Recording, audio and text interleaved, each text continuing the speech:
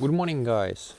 It's 8:30, and I am in one of the courtyards of the Maroseyka and Pokrovka street. And behind my back, you can see one of the houses where my grandfather was living in the middle of the last century when he was studying at the Lomonosov Moscow State University. Now let me present you a short overview of the Gilets jaunes demonstrations which occurred in France this December, and I guess it's quite a hot topic for all of us. Well, let me start. Images of burning barricades, riot police and tear gas on the Champs-Élysées in Paris have brought France's Gilets jaunes, yellow vests, to the world's attention. The name refers to the high-visibility jackets that these protesters have adopted as a symbol of their complaint. French law requires all motorists to carry these jackets in the car.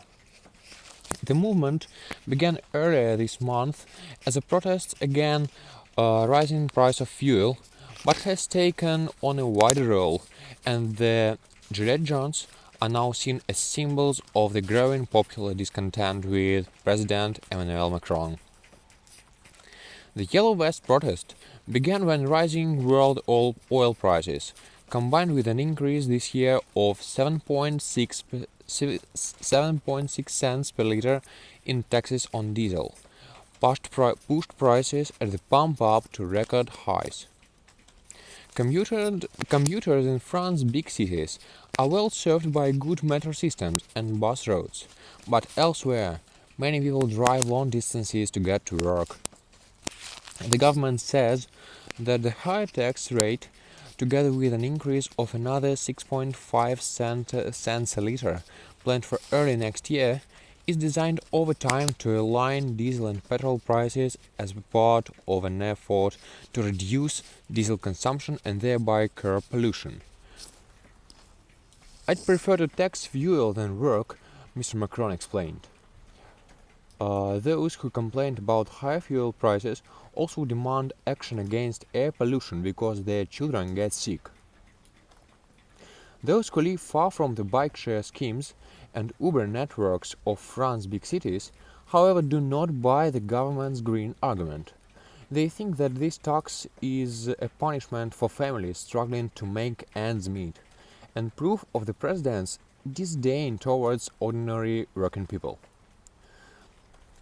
Some 300,000 Yellow Vests took part in a first day of protest on November 17th, blocking Founderbands and motorway tolls booths nationwide.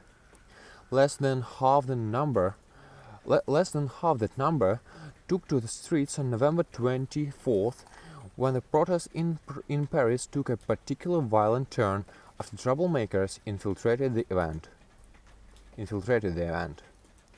The Gilets jaunes movement, which emerged through social media and embraces lots of dramatic revolutionary imagery, has tapped into anger at the perception that Mr. Macron governs for the better-off Paris-based elite. So I guess I covered the issue, and in the next episode I will cover the solutions which are provided by the French government as an answer to these strikes. Thank you for your attention. See you in the next episode.